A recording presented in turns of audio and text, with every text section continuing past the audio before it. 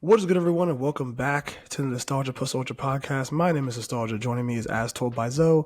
What's good, my guy? What's up? Hey, man, welcome to episode 40. It is crazy to think about the fact that we've made 40 of these things already. But yeah, like it's been a pretty cool experience for the both of us. And so here's to, maybe 40 more. And maybe we get that 50 mark is gonna be a pretty cool achievement depending on how everything kind of shakes out. But that was kind of where we thought we were gonna go. Like I remember when you talked about it, we were like, once we get to 50 episodes, we'll figure out where we're gonna go from there. So we got 10 left. Yeah. And so it's been pretty cool. It is now DreamCon prep week. As of when this episode comes out, DreamCon will be in 3 days? Yeah. We leave 4 days. Yeah, we leave Thursday. We get there Thursday, and then DreamCon starts on that Friday. So it's gonna be. I'm super excited for it, and I know you are too, Zoe. It's just been talk about before we start recording the prep time and goes into packing and getting everything together, and we still haven't really like looked into getting some kind of like itinerary or anything we're gonna do, but yeah, we'll figure it out when we get there. Yeah, I'm not really a big I am an itinerary person, but like the way me and you operate when we go someplace, it's always just like, oh, you want to do this? It's like, okay, let's just go do this. Yeah. But yeah, so it's a really cool experience that we're gonna go on. We've already like listed off what we're gonna try to go do, the panels we want to see, and the stuff we're trying to go like experience or whatever. I know you were excited about that tabletop RPG experience. Yeah, that was a surprise when you showed me they were doing something like that. Yeah, I don't know. I think one thing I think DreamCon is doing, and obviously me and you don't go to many conventions anyway, so this could be just like a random like thought that just kind of goes by the wayside. But it's cool how like they're implementing all different types of nerd culture, and most of it's it's going to be black nerd culture for the most part. But especially because this like tabletop thing is mostly like I don't know how you call like the basis for it, I guess, or that tabletop experience is mostly based off of hip hop and rap culture, which I think is really cool. Them developing some kind of like Dungeons and Dragons setup for that, which I think is really cool. So I think they're doing a great job to just look into the panels of reaching out to all different facets of black nerd culture, or just people of color POC nerd culture, and all that kind of stuff. Because obviously it's not going to just be black people there, but it's going to be a large majority, which I think is really cool. Yeah. And then they also have this other stuff, the random panels that we looked at. They were like, I don't know if we'd go to it, but it looks interesting. Is like I think it was like one where it was like kind of centered around like Mob Psycho, where they teach people better social skills, which I think is a great idea for a panel. Like I think that's a really good idea for a panel. Like understanding social skills. They should do that at just any convention. No, literally. But I do think it's probably would have been my only gripe about that panel is probably it should have been on a Friday and not a Saturday. Yeah, sure. Like maybe the first day of the con, like you'd have a panel about social skills, because you're going to be there there's so many people that are going to this convention. So yeah. It's different people from everywhere, different personalities and stuff. They're going to be people that have better social skills than others. I think probably having that panel on a Friday, the first day of the convention, would probably be the better option. But hey, regardless, that panel looks pretty funny, pretty great. So, but yeah, so we're gonna try. I want to, how I made that video of me and you and like the rest of the group went to Disney or whatever, or to Orlando. Yeah, I want to try to do the same thing with like the DreamCon trip. I think I already ran it by you before, but try to maybe do like 2 separate ones, like maybe even turn one into like a vlog, like if we have enough footage of just what we go do, and then obviously I'll take the iPhone camera I got or whatever we were looking like, and just I can make that same kind of video video story picture, the story thing that I've been doing for a long time. So, but yeah, so super excited about that. So yeah, it's gonna be fun.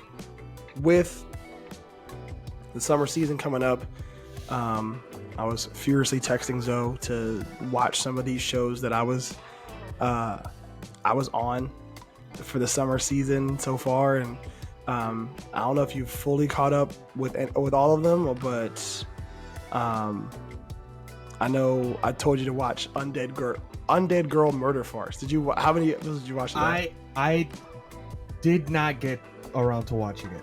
Okay. I was a little too enthralled. I'm so close to beating Final Fantasy 16. Oh, really? Yeah.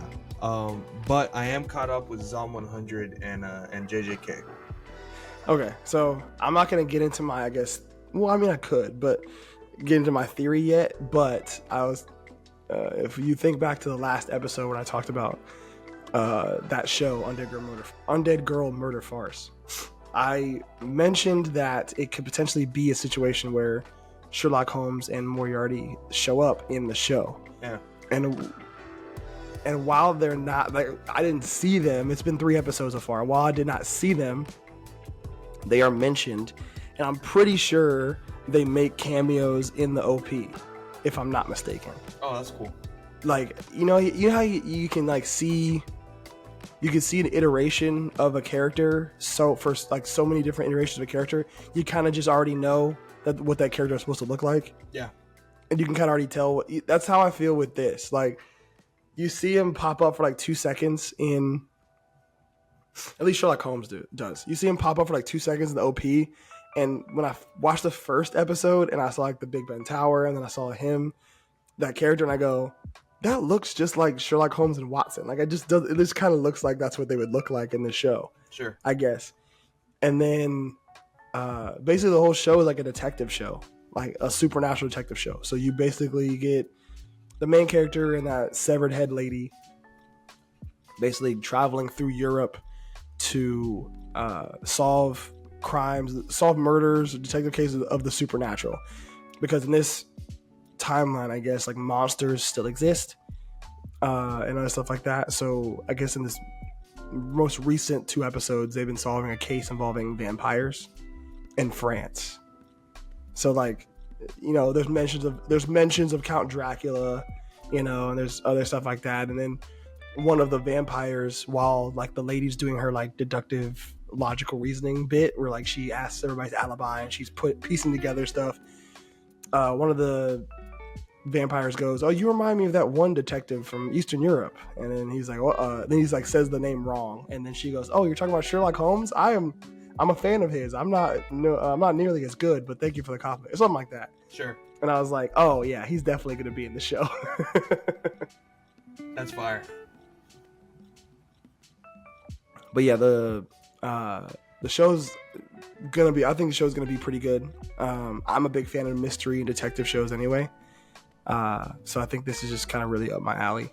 But yeah, moving towards our favorite show of the season so far, which is Zom 100. Yeah, bro. It's so good, man. It hasn't missed. It's been 3 for 3 so far on episodes. I'm so ready for them to be a squad. Yeah, me too. It's just like the dynamic of the first girl you meet. Cause I don't know if they mention her name at all, but I think it's really cool. I don't remember if they said her name. Yeah, I don't remember either. But I think it's really cool that the parallels between her and Akira. Yeah. Because it's like he goes down this list. First off, I think it's funny how he only wrote like 30 things down on his list. Because obviously he has obviously I feel like as the season goes along, he'll write more. He's gonna keep adding stuff to the list that he didn't get a chance to do or whatever. I think it's really cool. The notebook is like, oh yeah, 100 things to do before I become a zombie, right? And you're like, okay, yeah, like he kind of accepts the fact that, you know, death is pretty imminent in a zombie apocalypse because everybody around him's dying. Like the couple he meets in the second episode, when he's like, I think I don't know. I think they do humor really well in this show. Yeah, they do. Because it's just like you take him, this like happy-go-lucky guy. He's just super happy to be off of work and not have to work at all. And he's like, yeah, I'm just gonna get drunk. I'm gonna day drink all day and watch movies. And then he's like, oh, so I can't really get to the convenience store by easy means. I gotta climb down the staircase because they're blocking the stairs. And then you get this one couple who's like freaking out like everybody else. It's like in the zombie apocalypse. Super dramatic conversation, and then he and Akira pops up on the side. It's really funny. Yeah, it's so funny. And then so then obviously you meet like the girl, and then you see her situation, and it's basically she has an Excel spreadsheet that says 100 things not to do in a zombie apocalypse, or something like that, or 100 ways to survive a zombie apocalypse. And it's like drink water, eliminate sugar intake, exercise regularly, keep mental health intact. Wasn't the last line of the episode, didn't they say the same thing? It was like the same thing on their list. Oh, what was it? I forgot, but I remember the way they end episodes in this show is so sick. Yeah, I think for Akira's, I think the last one was like meet the girl of your dreams or something like that. I don't know if I think because what happened was you flash to her and you see the events of the second episode from her perspective, and then you see I think she has something happens with like she sees the cupcakes on the thing, and then she lists off like your sugar intake should be low, and then she thinks back to how she probably should have just went ahead and grabbed the cupcakes because she's it's almost the end of the world anyway. What does it matter? Yeah. And then episode 3. But episode 3, Kensho's really cool. Yeah, one thing when I was watching, I thought it was going to be a situation where it was like a found family situation, I guess, where like all 4 characters are new to each other. That's what I thought was going to happen. But having the new guy be a good friend of Akira was pretty cool. It was a pretty cool touch, yeah. I thought since he oh my god, do you hear my cat? I do. Hold up. Give me 1 second. Mochi, what's your problem, man? She just wanted to come in. Yeah. So in the opening, the other guy in the group has blonde hair. So I guess spoilers for anyone who hasn't seen the show yet. Just the whole episode, I thought, oh, Kensho's gonna die. because he doesn't have blonde hair. Yeah, like you see like the hairstyle, and then when it goes to Kendo, I was like, oh, is that just somebody else that looks like the character, and maybe they meet each other. He meets like another guy that looks like Kendo, I guess. But I don't know. I definitely thought he was gonna die because when he didn't want to jump across buildings, and he like stopped, and I was like, it's because it would have kept going with my thing about the show where it shows Akira loving life, but also having to come back to reality a lot of the time because people are literally dying in front of him. How close is Mochi to your microphone, by the way? You have anything to say about that?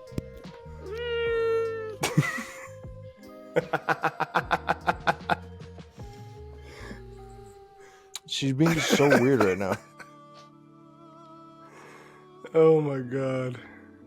But if you see the outro of the show, the blonde guy gets naked a lot, and apparently that's Kensho's thing. So oh my god. Yeah, I know, because dog was jumping across buildings, and then just gets ass naked in midair. And I go, what are we doing? What are we doing? And then he scraped his balls. Oh my god. Bruh. Is that just gonna be a running joke where he just gets butt ass naked the entire show? Yeah, but I think it isn't sexual. It's more of just like, that's his joke. That's his shtick, yeah. Which is better than Tamaki from Fire Force. I feel bad. Yeah, I feel bad saying that, but yes, it is. I love Fire Force, but Tamaki is just, it's not funny, man. No, I think it's a read the room thing for me. I think we've talked about this before. It's more of a read the room situation. And the tone of the show. Because when you like think about Zom 100, it's supposed to be like a fun show with a lot of comedy that's like juxtaposing the death and all like the real dark stuff that comes with a zombie apocalypse. That's what it's supposed to do, I guess. Because it's like you look at the aesthetic of the show and the colors, like zombies have random splotches of like blue, red, and green on them all the time. Yeah. And then like everywhere else is like just really super colorful and joyful, and then there's a lot of comedy elements along with it. So it's not supposed to be taken super seriously.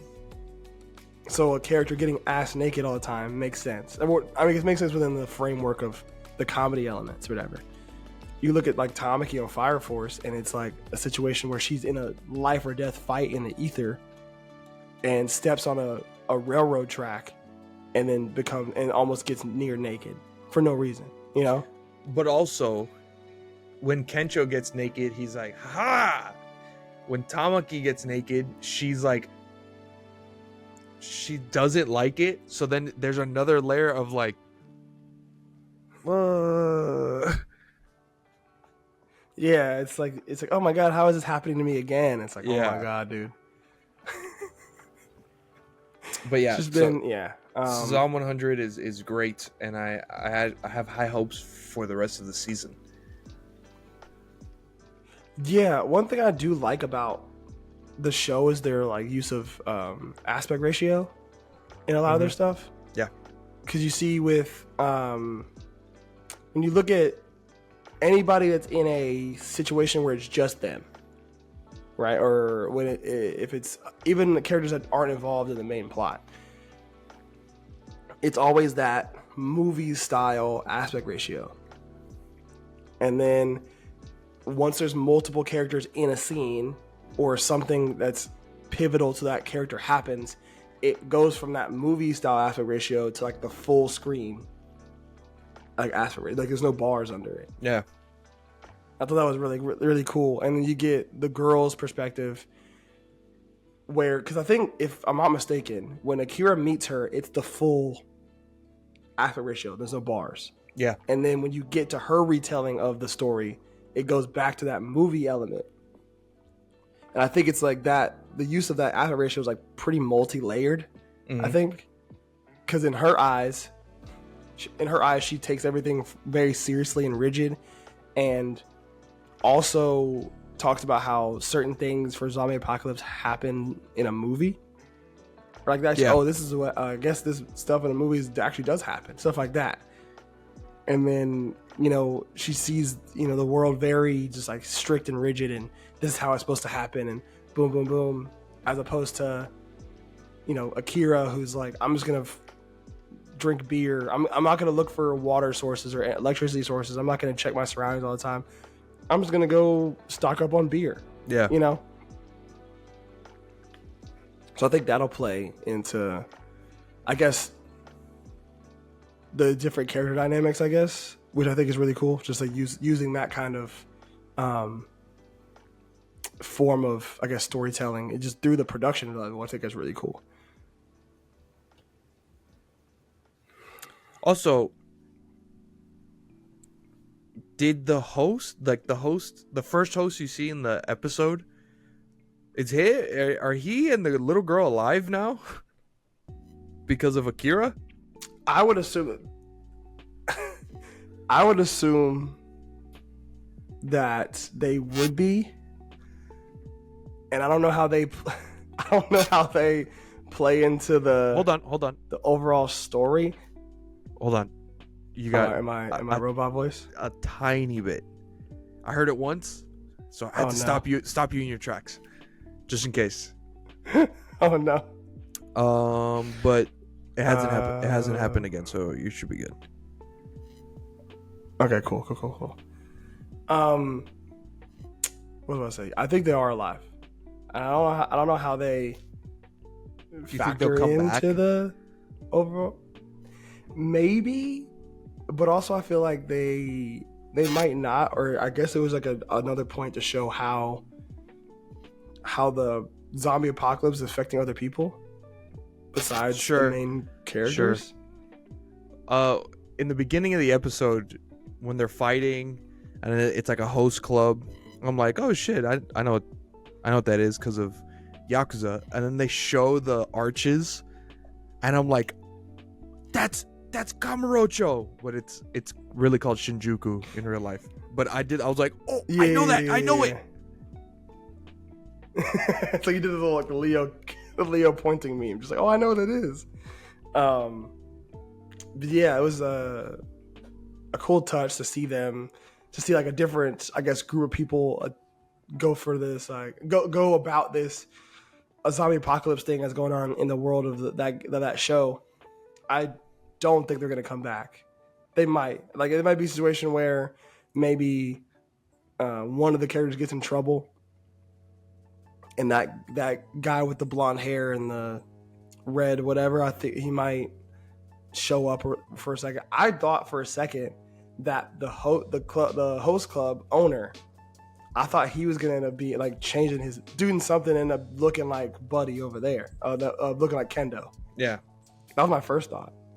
Was, oh, he's got the blonde hair. It's probably gonna end up being him that joins the group. Yeah, that's what I thought too. Obviously, you see Kendo. Obviously see Kendo or whatever, and then that changes. But yeah, I think that was a cool good addition. This show is just gonna be.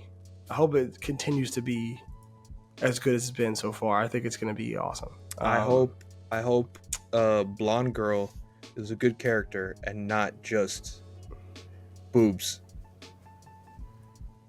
That's very true. From what I saw about the overall cast of characters, I think I said this last episode. I think she's supposed to be either European or American, and is very interested in Japanese culture. She's German. That's what I saw. German.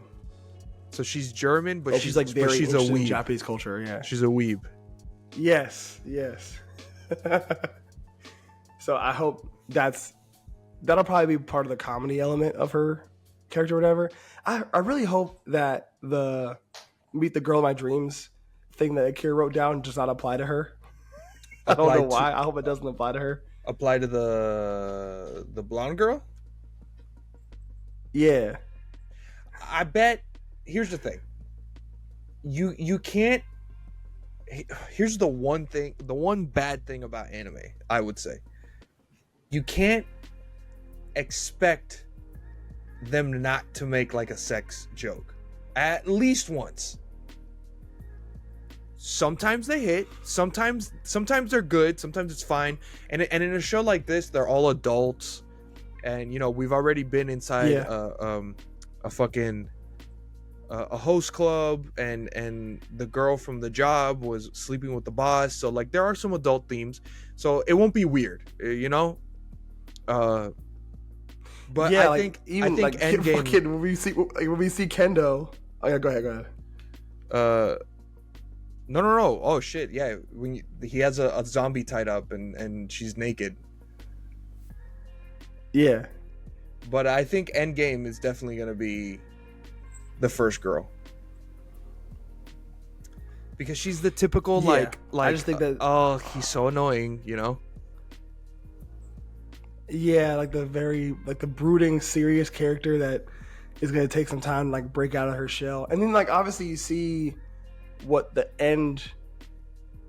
not end goal, but like the full circle moment is gonna look like in the ending credits, where like all four of them are like hanging out together, and obviously you see the first girl's like reaction to having people in her life, because she's so used to being alone and she's so used to being on her own and doing things her way, and then she meets these three goofballs that do whatever they want to do, and she finally like tacks on with them, and she becomes a lot more of a free spirit type. You know, you can kind of see it coming a mile away, but it still does. It still makes for good storytelling, regardless. Depending on the execution.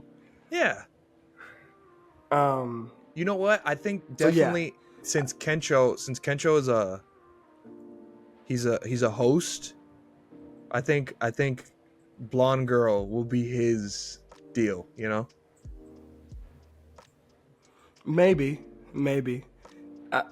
We'll see. Because I think it's gonna be, obviously they're gonna have some sort of like first meets, like some kind of adult, innuendo joke.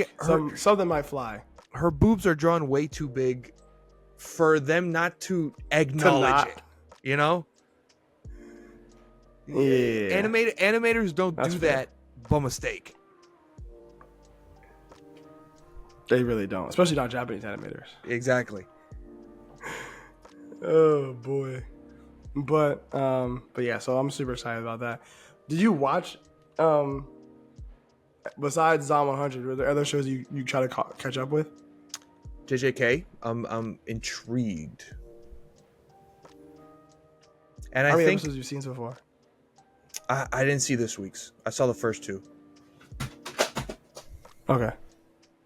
Mochi!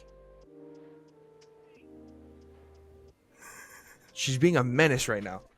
I just want to know what the hell happens in JJK. So me personally, I'm waiting for the episodes to build up before I start watching. And obviously, I've talked about it on the podcast a few times. I'm a manga reader, the manga reader variety. Definitely I'm way caught up with everything that's happening so far in JJK, and it's been a great ride. So getting to see this arc and the Shibuya arc coming out for anime onlys has definitely been something that's been giving me some entertainment, because y'all's reactions are kind of the similar ones I had when I was reading it for the first time.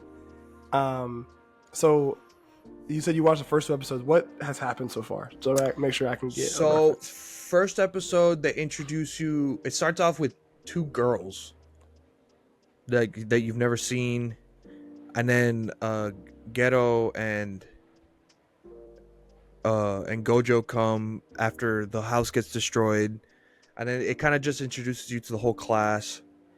You kind of see that Ghetto and Gojo, it's not just kind of like a friendly rivalry. It's more like they kind of go at each other's throats. Then it's introduced that they have to protect the girl because the old guy. Here's my biggest thing. I don't remember certain words when I watch it subbed, which is why I'm kind of more partial to dub. I remember more things. I just know that there's an old guy and he has to transfer his soul into a new body, but there's only one body that's compatible every 1,000 years or something like that, and it's a little girl, so they have to protect the girl. And but yeah, so we're back. Random technical difficulty thing, but I think to answer your question, because I think I remember you saying about, what was it about, not knowing all the what was going on essentially for the first two. I know what's going on. It's I forget the specific phrases and names for these things. Okay, so the old guy you mentioned, his name is Tengen. I can't remember. He's not necessarily like a cursed spirit, but he's essentially like kind of close to it, but not really. And he's kind of like God, essentially, kind of. Mm-hmm. And so you're right with that. Basically, he every 1,000 years he needs a new body to, I guess, to take in so he can retain his current form. So with that being said, what they do is every 1,000 years somebody randomly gets chosen, and they are called a star plasma vessel. Mm-hmm. And the star plasma vessel is chosen by at random, and they are to be brought to Tengen, and they are under the assumption that they probably will die, because once Tengen takes their body in, they become Tengen. So obviously they don't have their life anymore. Yeah. So when they choose, I forgot the girl's name. So they choose her, right, to be the star plasma vessel. That's her thing. So now Gojo and Geto have to go protect her, because I don't know if you've gotten this far yet. But There's a cult. There's a cult, and there's like two different groups vying for possession of the star plasma vessel. There's a cult that follows Tengen, and then there's another group that's also involved that I can't remember what they do. What I saw was how the first episode ends is they get to the building where the girl is, and then they're on the phone because Gojo's outside, and Geto's like, "Oh, you should be less cocky, this and that, blah blah," and then boom, building explodes. Geto sees the girl falling, so he has to save her, and then someone surprises Gojo, and it's one of the cult members, and they're like, "Oh, you're whatever," and then they start a big fight. Yeah. I think from the clips I've seen, they're doing a phenomenal job with the adaptation, for real. And it's gonna be hopefully when you meet, like when Toji first makes his appearance and he does his whatever, like it's actually really cool. Oh, that's right. That's right. Toji Fushiguro? Is that his name? Mm-hmm. Okay. Yeah. They that's how the first episode ends. It's fucking, "Oh, that's not my name anymore. I'm taking my wife's name or my mom's name, Fushiguro." Yeah. And then everyone's like, "Whoa." Yeah. Because they do say his what his last name originally was. They do, Yes. right? Yes. Okay. And he's like, "But no, I'm taking my wife's name." And So that's huge. That's his dad? To my Megami? Yeah. I think, I don't know if they did it in that, but I think in that scene they mentioned that he had a son, right? Yeah, but they didn't I say think it was Megumi or anything. Yeah, but I think they're meant to kind of imply that that's his dad. Cause I think I remember when Megami was introduced in early on, and you talk about Megami as a person or whatever. They talk about how he has a relation to the Zenin clan, because of his technique or whatever. So like that's kind of like a implied relationship. So I think they're supposed to imply that that's Megami's dad. My dumbass, without trying to give too much away. My dumbass first thought, is that his brother? And then I was like, wait, if his brother changed his last name, then his last name wouldn't be Fushiguro. I was like, never mind.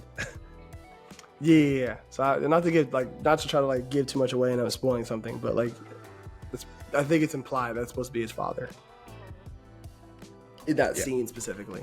Yeah.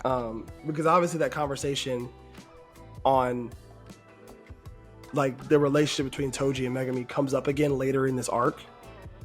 But I don't want to tell you how it happens because I don't want to do that. Sure. Yeah. So you haven't seen any of the episodes? No, I'm waiting for all. I think it's the first 8, right? I'm waiting for all 8 to show up so I can just watch them all the way through. So you can binge because I already know what happens. That makes sense. Okay. Yeah, that makes sense. I already know what happens. I've already lived through that trauma once. I'm just gonna, you know what I'm saying? For both arcs specifically, because it's just, yeah. How many episodes is this season gonna be? I can't remember. I think it was first. Is it 12 or 24? Maybe 24 or somewhere along those lines. I remember the first 8 are gonna be it's 24. The first 8 are gonna be the hidden inventory arc, which is the one going on right now. I think is what it's called, hidden inventory. And then the next 16 are gonna be the Shibuya arc. Oh shit! I thought we were gonna wait for the Shibuya arc. I don't know anything about it, but I just know people are like, "Oh, the Shibuya arc." Yeah, because when season 1 ends, like Ghetto has that big speech where he's like, "Oh, on the 31st of October in Shibuya, that's when we'll make our move," or something like that. And that's when they do that, that's going to be the next arc. But what they try to do with the hidden inventory arc is just kind of, and with obviously JJK Zero, is to kind of set up, like timeline wise, and set up like conflict wise why Ghetto means so much to Gojo, and how much Ghetto is a catalyst in everything happening so far in JJK. Yeah, essentially. That makes sense. So if you want to go like timeline wise, it's hidden inventory arc, JJK Zero, and then season 1 of JJK. And then when season 1 of JJK ends, then it starts the Shibuya arc. Is Homeboy from Zero gonna show up in the Shibuya arc? I forgot his name. Yuta? Yes. No, he's not going to. Oh, what? Not in this one. Damn. There's a reason why he doesn't show up, and I can't. He's give currently that away. No, he's currently in a different country. I know that. He is, yeah. But also, like, he's in a different country, and there's another reason on top of that. Like, he's in a different country during season 1. Yeah. And obviously it's implied when they show him in one of the OPs that he's with Miguel in Africa. Yes. Right? At the end of Zero, they show him with Miguel. Yes. There's also another reason why Yuta is not involved in the Shibuya incident. He's not there. And I can't explain that to you because it becomes really important at the end of the Shibuya arc. If that makes sense. Okay. When the Shibuya arc ends, then it becomes a little more important. Wasn't Yuta supposed to be the main character? Didn't you explain that to me once? In a sense, yeah. I think because JJK Zero is a one shot essentially. Yes. It started as a one shot, and it started as like Yuta as the main character of the one shot, and then when he finally got greenlit to make it a full series, instead of making Yuta the main character, he switched and brought Yuji on. Yeah. But just kept the lore of the original one shot and just made Yuta like a side character who's supposed to be, at this point in time when season 1 is going on, supposed to be as strong or like the second to Gojo. Yeah, that makes sense. Because that makes sense because at the end of Zero they go crazy. Yeah. So yeah, Yuta does make appearances like later on in the story, but not in Shibuya because they got it. Because the way Shibuya is set up, it's more so just like an all hands on deck thing. Like if you're in the country of Japan, like you gotta go in to help, and at this point Yuta's not there. So, but yeah, so it's. I will say though, I'm excited to see the arc animated because there's a lot of cool things that happen and a lot of key points, a lot of characters that I enjoy that I really enjoyed are showing up again that I think have a really big like impact on the story. And it's just I will say there's gonna be a couple moments that that are gonna happen that I probably think I'll probably be off of Twitter for, that I might just not be online for. Sure. Because I know the discourse is gonna get real. It's gonna be real nasty work on the timeline. So yeah, that's basically where I'm at with that. But I think it's going to be a really cool season. I'm waiting for all the episodes to pile up so I could just, binge right through it because I already know what's happening manga-wise. There was a point in time where I muted all the Chainsaw Man characters on Twitter, and I'm probably going to do the same for JJK. Yeah, you should. Because, I mean, I was so close to getting Chainsaw Man spoiled. I was like, no more. Oh boy, Yeah, I wonder. I do wonder when next season of Chainsaw Man is gonna come out because Who fucking definitely knows, like a man? more- Every new trailer I see is animated by Mappa. Okay, can we talk about that real quick? The new stuff that's been coming, like, been kind of dropping, or like Yeah, the new trailers and stuff. Adult Swim dropped a bunch of trailers. Adult Swim's going crazy. So you get Watanabe from Cowboy Bebop. You get the action director from the John Wick series, and you have, I guess, the other writers on it, and you have this trailer for this show called Lazarus. And lo and behold, who's the director? Who's the studio producing it? Fucking Mappa. Studio Mappa. Somebody. So I was looking at the comments, Bro, is and it somebody. No, go ahead. is it Monster being animated by Mappa too? No, that's Madhouse. Oh, okay. Madhouse. Yeah, that's Madhouse. Yeah. No, the. Well, I mean, even so, like, Monster is an old title. I don't think when Monster was airing regularly, I don't think Mappa was even a studio at the time. Yeah. But somebody was in the comments of that trailer and was like, "Can we check on the Mappa employees? Because I swear to God, what is going on with them over there?" Bro, they're doing everything. I mean, here's my thing too. They I know have One Punch Man season 3 now. Yeah, and here's my thing, and again, I think we talked about this too. I think the overworking of animators and those studio members is a real thing, and I show sympathy and empathy for all that. Mhm. I think that what I do think is happening over there though is that Mappa is such a big studio that they're taking smaller studio groups that have worked on projects and then just having them work on the title and then saying that Mappa's producing it.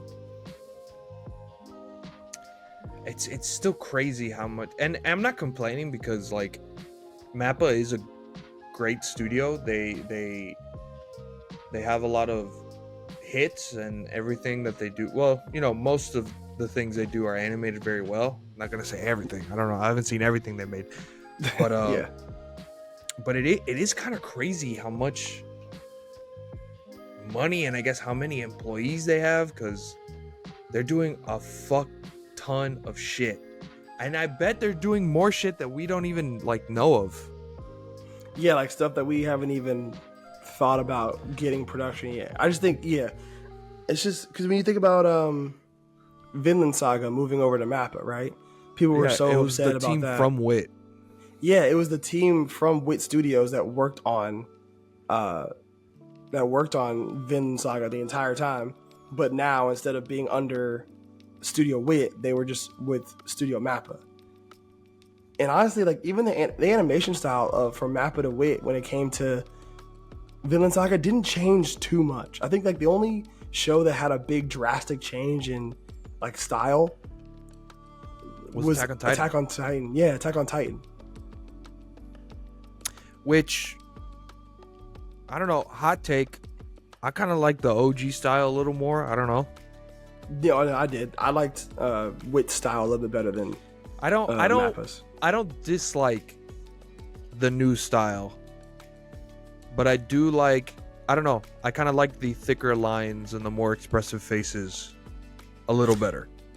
Yeah, 100%. I think those are that style, especially because that's like the style where a lot of the big moments in the show happen.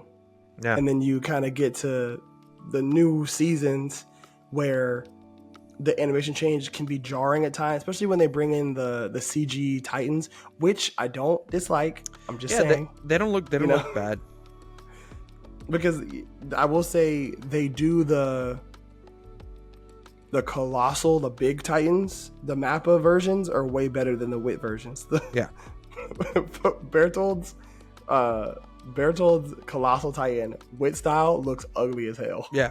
It looks ugly as hell. But yeah, like, it's just, I do think that smaller groups of studios that might be working other places are brought on and just under Mappa, and then that's how we get so many Mappa projects. I think that's how that's working. I wonder why they do that though, because like, I don't know, it's kind of cool to just see different studio names, you know? Yeah. I'm not sitting here and saying I know the landscape of the Japanese animation, business, but it's like almost kind of monopolizing in a way. It's kind of weird, right?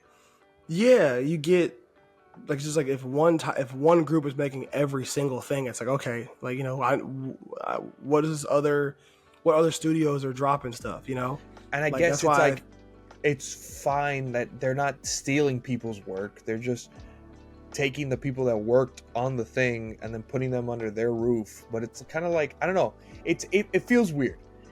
I like the fact that like when I'm watching Zom 100 and the end of the opening it says Bug Films, and then you watch Gundam and it's Sunrise, and then okay, Attack on Titan is Mappa, or JJK is Mappa, and then you watch anything else, or Spy Family, it's Wit and Cloverworks. Like, I don't know, it's a little bit, it looks more like competition. Yes, yeah, 100%. And I think just seeing which studios bring what to the table is fun to talk about. Yes, like as much as we shit on Gohans, like it's still a different production company that's putting stuff out, you know? Yeah. And it's because it'd be weird if we're like, oh, did you see what Mappa Team 3 did? And it's like, it's better than what Mappa Team 5 did. Yeah.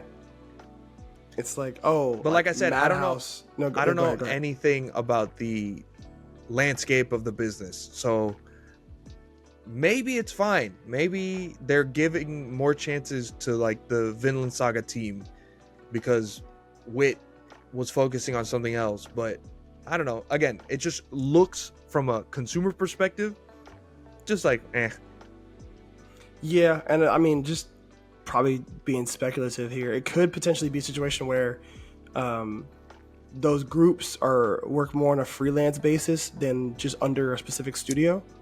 That makes sense too.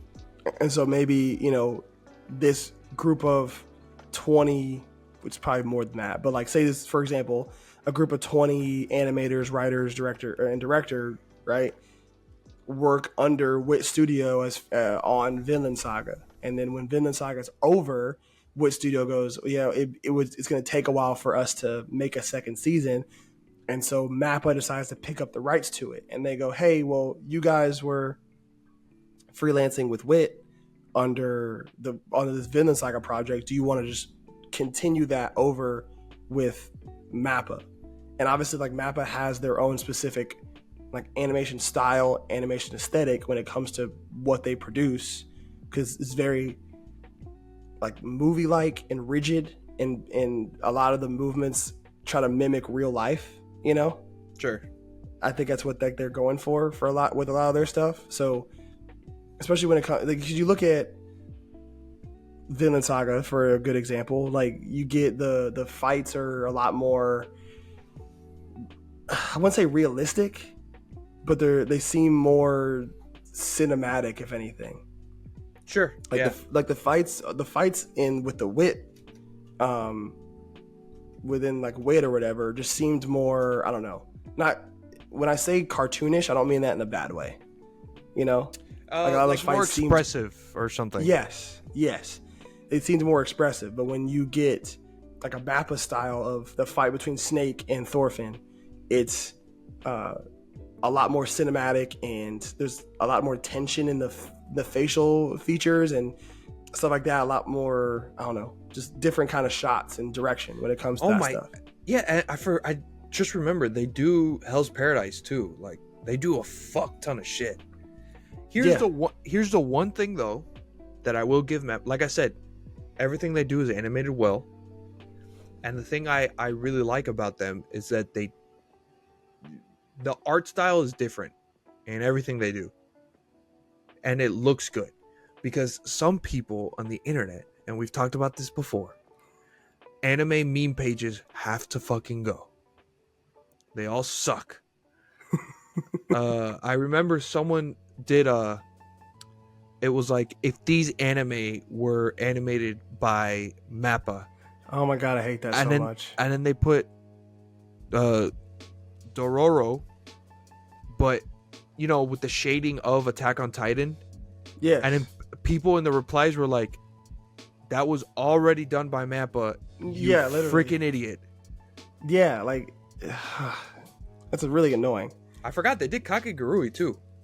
Yeah, but even still, within having a different art style, there are some things that are going to stay the same when it comes to a Mappa project. Yes.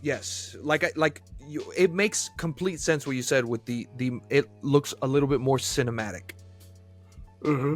They do have, and that's why I say they have a lot of money, because they have enough money to pump into these projects to make them look movie quality. Yes. Which is like, again, cool. But from my perspective as a consumer, I want to see a little bit more different studios. And maybe that's a me thing. Maybe I should watch more anime. You never know. Yeah, it could be it too. I just think, you get one thing, and I do agree with you, like seeing a different studio and what they have to bring to the table is always fun. Like I was always super intrigued with what Madhouse would bring, Studio Bones when it came to like Fire Force and My Hero Academia, Cloverworks with all their anime original stuff. Bug Films is big. I know I talked about it last episode, just coming out with bangers. 2 of the shows that I'm currently watching in this anime season are made by Bug Films. And for you wholesome people, Komi Can't Communicate. It's good. It's Right. good. Komi Can Communicate, Gundam Witch from Mercury, Undead Girl Murder Farce, and Zom 100. So it's just like, like they're doing big things over there. And then you get real good quality with Studio Wit and with Ranking the Kings, and like the stuff they did with that. And then you get the Mappa titles where you're like, oh, this is really cool. What's crazy though is like all of those other titles, all those other production studios, a lot of the times when they do their action scenes, they seem a lot more cartoonish, which is not a bad thing. It's not a bad thing. When I say cartoonish, I don't mean it in a negative connotation. It's definitely like what you said earlier with the comedy thing. You got to kind of fit the bill of the show. Yeah. Like if I'm watching Gundam fight, I'm never gonna watch a big robot fight. It doesn't have to be realistic. Exactly, right? Like AOT could go either way. You could have all those fights with the Wit style seem a lot more cartoonish but look cool as fuck. But you also get the cool fights with the Mappa style, and they all look somewhat realistic in their movements and how they go. Like the Levi versus Beast Titan fight, where Levi goes fucking Beyblade on him for like a good 2-3 minutes, right? That fight if it was produced by Mappa would look totally different. Yeah. It would look a lot more realistic as opposed to the Wit style where Levi is really like moving around so fast that it's not even a figure. It's just a bunch of white slashes going through his arm. You know what I'm saying? It just looks a lot more cartoonish, which is fine because it still makes for a great moment. Yeah.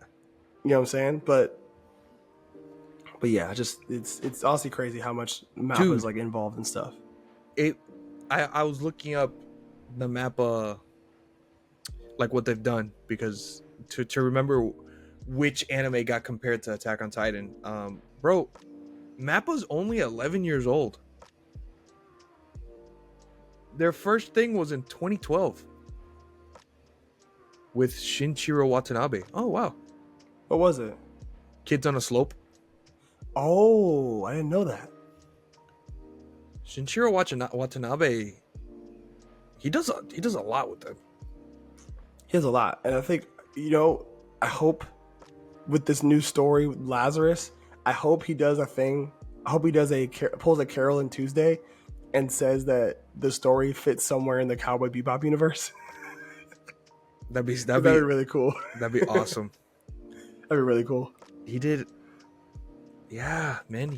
Oh shit, he did do the Animatrix. Yeah, I remember him doing that. Yeah. Oh shit, man! This guy's fire. He did. Yeah.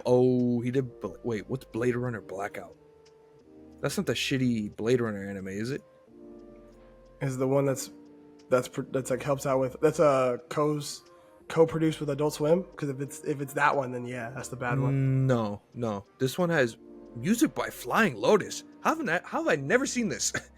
I haven't seen it either. I have no clue what that is. No. Okay, so Blade Runner Black Lotus was the Adult Swim one. Okay, yeah. This one it's called Blade Runner Blackout 2022. What is it streaming on?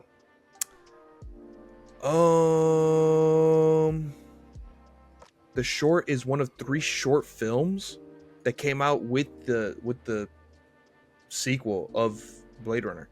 That's pretty cool. I think I have an idea for our next themed episode. It's on Crunchyroll? Yeah. I think I have our theme for our next themed episode. Watch all the Blade Runner short films? No, watch all Shinichiro Watanabe productions. Honestly, that's more doable than the video game one. Facts. He's done a lot, but like not that much. Yeah, I don't think he's like it's not anything super. None of the stuff is going to be super crazy to where like they're all like really daunting tasks to watch. Like I'm looking at all his works. He worked on Sonny Boy. He was just a music advisor, which he killed because the soundtrack to that show is fucking awesome. It's amazing, yeah. Lupin the Third. He was a music producer for that. Wow, he does a lot of music too. Makes sense. Yeah, I think we should just probably stick to the ones he's directed, just so we don't go down this crazy rabbit hole. 1, 2, 3, 4, 5, 6, 7, 8. He's only directed eight shows. 8 shows and 1, 2, 3, 4, 5, 6, and then 6 movies. But Blade Runner Blackout is a short. The thing he did on Animatrix is just one part of the movie. It's not the whole thing. Yeah, he's fired. Yeah, I haven't seen a lot more doable. I wanna. Everyone always talks about. Oh my god, I forgot his name. Who's the mangaka for JoJo? Oh my god, it's not Araki, is it? It is Araki. It is. Yeah. Everyone always talks about Araki's love for like Western music. Yeah. This guy kind of has one too. Yeah, because you see it with a lot of like the titles that he's done, like not necessarily in a music capacity, even in a director capacity, just the influence of jazz, or just like the Western influence of jazz, or just hip hop music. You know what I'm saying? Stuff like that. Just bringing in those elements. Yeah, dude. Fucking Samurai Champloo. It's just hip hop.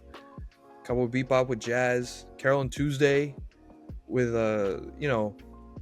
they're just kind of like a mix of things. Kind of. It's poppy. A mix of things. It's like it's basically a movie about the music industry or a show about the music industry. Even Space Dandy. Space Dandy is very much Western.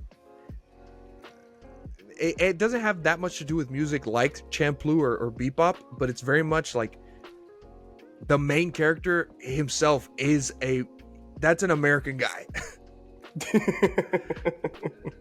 You know? Yeah, you can make that argument. Yeah, 100%. But yeah, I think that one's probably a lot more doable. So yeah, I think that one's gonna be cool. I think just the releases that we got so far, those 3 trailers from Adult Swim, like they're starting to kind of pop into the. Obviously, they've always been a mainstay anime wise, just with having Toonami or whatever, and then Adult Swim having like airing anime episodes like really late into the night, like from like 3 a.m. to like 5-6 a.m. like airing anime all the time. And then now they've gotten their hand into like co-producing some shows and stuff, but I think it's really cool. Like obviously we haven't watched that Shenmue one yet, but it's still obviously on our list to watch because we want to try to do that video game anime video at some point in time, even though it's super daunting to do. We'd have to take off like maybe like a whole month before we make an episode just to do that. But yeah, like I think it's just Well, that's gonna be an idea that we have to execute for real.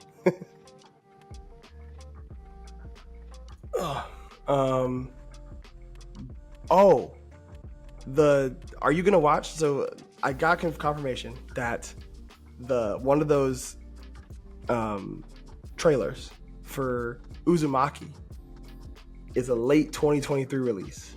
I'm there day one. And the animation style looks cool. It does. I'm there day one. I don't read manga. I've read his manga. Yeah. So I'm there, and if it comes out in October, I'm there. What I think we talked about this when they first announced like a teaser for it, right? Bro, they announced a teaser for it like 2 years ago. Yeah, when they announced the teaser for it, I was like, oh, that's cool. And then you see like a visual from it, and they're using the black and white aesthetic and not making it in color, which I think makes it more scary. I think it makes it way more scary. Yeah, I don't know have you read any of his stuff? I have not. I'm not a big horror person. It's weird. The only horror title that I've ever actually read for real is Promised Neverland, and I don't even really call that a horror title, even though like it's under the horror genre. And there are stuff in it. It's a thriller. It's a thriller. Like there's some stuff in there that's genuinely kind of scary. That's as far as I'll go when it comes to like horror or whatever. So I've read Uzumaki. I've read the holes one. I forget the names. The ones where they're the body shaped holes in the mountain. I've read that the one with the head balloons. Yeah, let me see. What is that name? So they're all Junji Ito. Yeah. Oh, I read the one where people turn into like cockroaches or something. That one's crazy. Yeah. So there's Tomie, Tomie. There's that one. Then there's Uzumaki. I hope Tomie ends up getting animated. That'd be pretty cool too. I just know Uzumaki is the most famous one. Yeah. So you have Uzumaki, you have Tomie. He's written a lot. Jeez. He's written, so there's Uzumaki, Shiver, Junji Ito's Cat Diary. What the heck is that? Venus in the Blind Spot, Remnia, Tomie, Dissolving Classroom, Fragments of Horror, Gyo, No Longer Human. This is just crazy. And like what's crazy is like they're all very much just very chilling titles. Like they're all just like super fucking scary. Yeah. He's awesome. Yeah. It's just I love his stuff. I think there's I can't remember the other mangaka, but there's like it's funny you look at there's like a dynamic of like two mangakas. There's Junji Ito and then somebody else. I think the other guy I'm thinking of, he makes a lot of like more happy and bright titles and stuff like that. A lot of his works are very like happy-go-lucky, but he himself is like very depressed. And then you get Junji Ito, who writes about just very dark shit, and he's just everything's doom and gloom and very like visceral and cold. But he's like the happiest person on earth. Yeah, he loves cats and shit. Yeah, it's like and they compare it to Hayao Miyazaki. That's who it is. Who is like such a hard ass, apparently. He's very much like, if you fuck up, there's a famous quote from him that he's like, this is a disgrace to all animation, you should be sorry. He walked out of his son's first movie. I remember I think you said that on the podcast too. I saw that movie and it's not good. What was it called again? It's It's a Ghibli movie, but it's based off a book. It is so boring. Ghibli, the sea, something like that, or not Ocean Waves. Man, I remember a few of my friends tried watching it because we were like, oh, this looks pretty cool. I've kind of never heard of it. And bro, halfway through the movie, we were like, you want to watch Porco Rosso? Because it was so boring. I need to. I guess look up like The Wind. No, The Wind Rises is Hayao Miyazaki. It's Tales from Earthsea, which sounds that sounds sick. And it's based off a fantasy book, and the cover has a dragon on it, and it's like, whoa, boring. Boring. That sucks. And it was Hayao Miyazaki's son's first film. That's tough.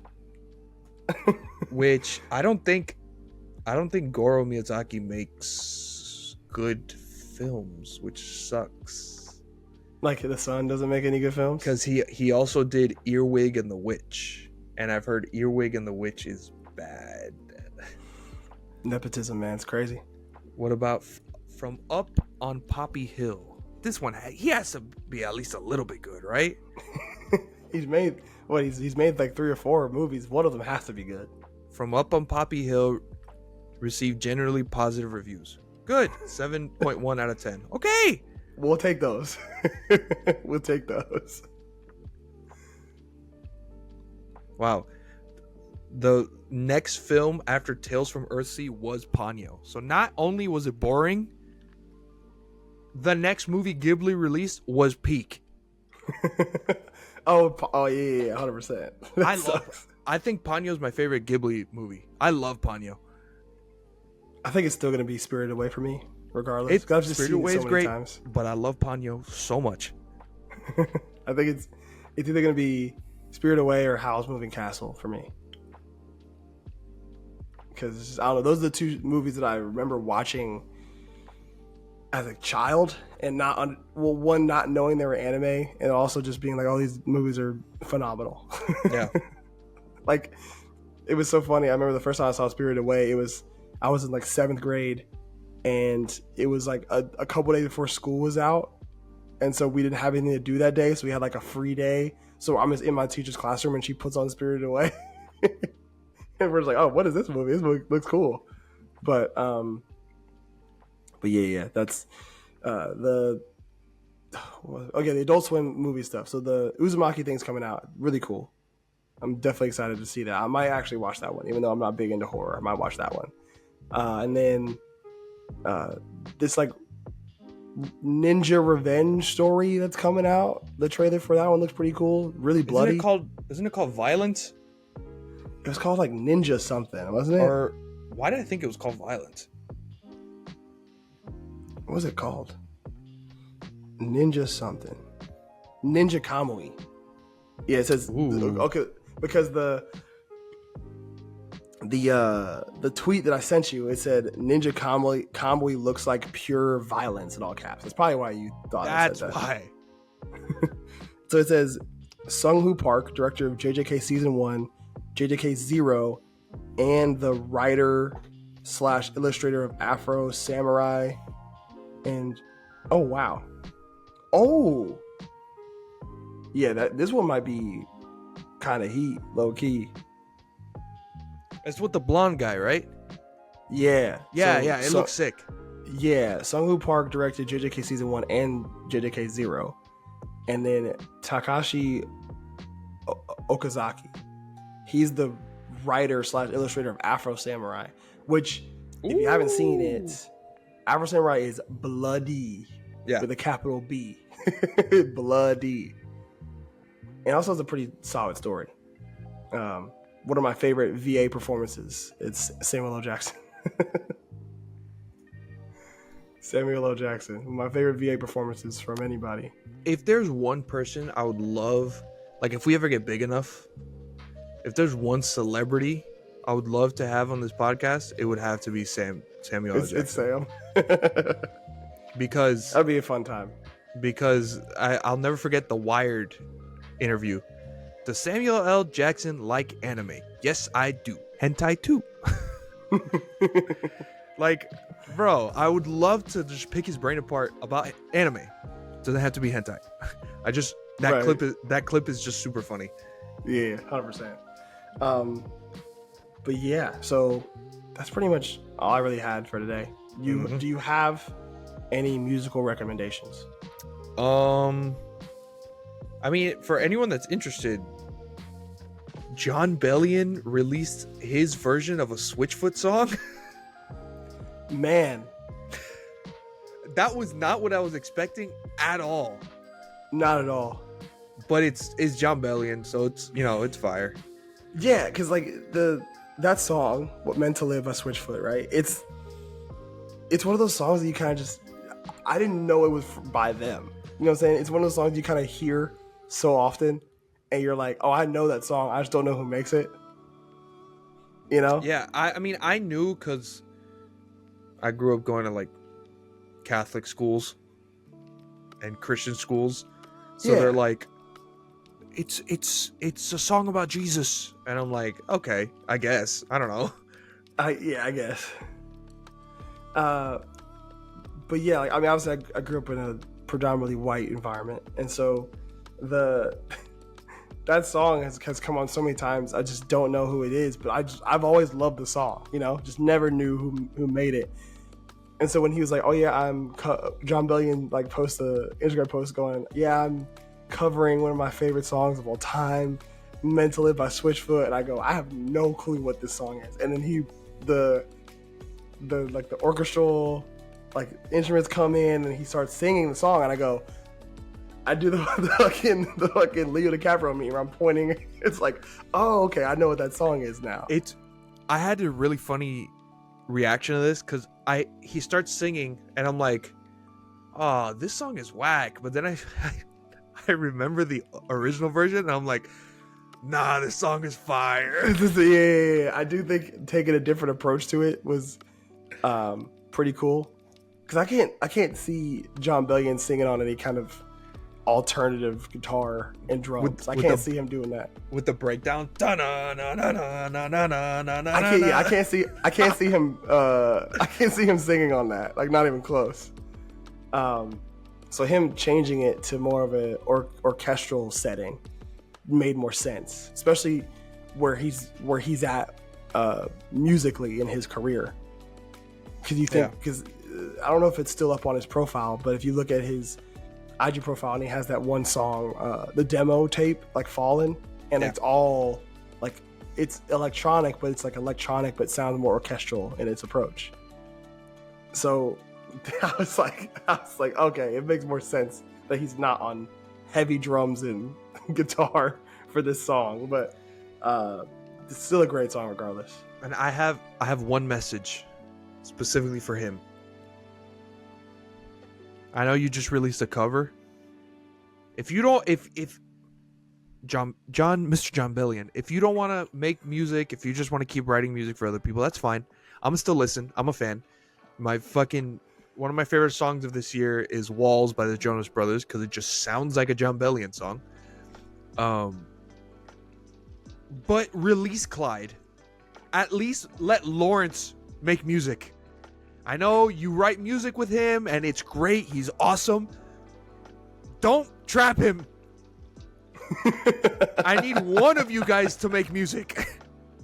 No, literally. Somebody, please.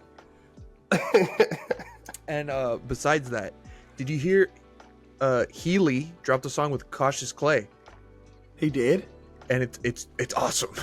Oh my gosh. There's like two, like Cautious Clay, one of my favorite artists of all time. My favorite artist of all time. So I'm definitely going to find that. I did not know that they made a song. That's fire. I guess for me, obviously, the John Bellion song, loved it. My Girl, Snow Allegra, dropped a song, Be My Summer. Super smooth track. Like that one. Where's my... Oh! So obviously, I'm not super involved in the UK drill scene or anything like that, but I will give a song credit if I like the song. Central C and Dave, the song is Sprinter. The song goes crazy. The song goes crazy. Central C is fire, man. He's good, man. I just think the American audience might not take to it as much as other people would, but I guess it's just like the overall cadence and style, you know. Nah, you know who you gotta listen to, for real? Unknown P. Unknown P. Doing up tennis. Doing up Venice, I'm a menace. Have you seen that? I've seen that. Yes. Doing up shots like M. Sharapova. He's so funny. That's the same guy who interviewed Issa Rae and made her say my coochie pink, my booty hole brown. Dude, oh my god, that joke is hilarious. Yeah, that was him. That guy. That's him. Yeah. He's hilarious. I think in the replies they put that video of his like Tim Westwood freestyle. He's Unknown P. It's hilarious. Okay, yeah, it is. I remember him. But I think it's now that I'm thinking about it because the overall music scene and the overall, like, I guess, music aesthetic of late. You know, you get the New York drill and the UK drill pretty much similar, but just I guess like the way the different artists in each lane kind of flow is going to be different. Although the beats are going to be the exact same. It's just a lot. It's like a sample with a couple really deep 808s and a shit ton of hi-hats. I don't know why. I'm a little more partial to UK drill. I don't know why. I am too. Have you seen that clip of Danny Brown saying like, "Why do all the New York drill rappers sound like Batman?" Bro, and he goes, "Bro, you 17. You don't sound like that." Oh, you know, like the New York like accent, and they just drop it like 8 octaves. It's nuts. It's like, what the fuck? I don't know what it is about my there's the caucus side of my mind really likes it when the UK guys drop the Jamaican accent. Just sounds good. Oh, like use like the certain phrases for that. Yeah. Just fire. Oh yeah, no, it's always gonna be fire. And then you think about, funny enough though, you know how we talked about Drake a couple episodes ago? Yeah. And how like artistically he would need to change something up. Combination. Man, hey. Dude. Oh, that freestyle was fire. It was good. I'm telling you now, like if Drake decided to just venture over to UK drill, I wouldn't be mad at it, because low key that style of his is not bad. It wasn't that the freestyle he did, for anyone who hasn't heard it, look it up. It's him and Central C. It's really good. Like genuinely, if Drake gave me like 8 tracks of him rapping on UK drill, I wouldn't be mad. I genuinely would like that. Same here. I genuinely would enjoy that. Before we leave, shout out Kev on stage.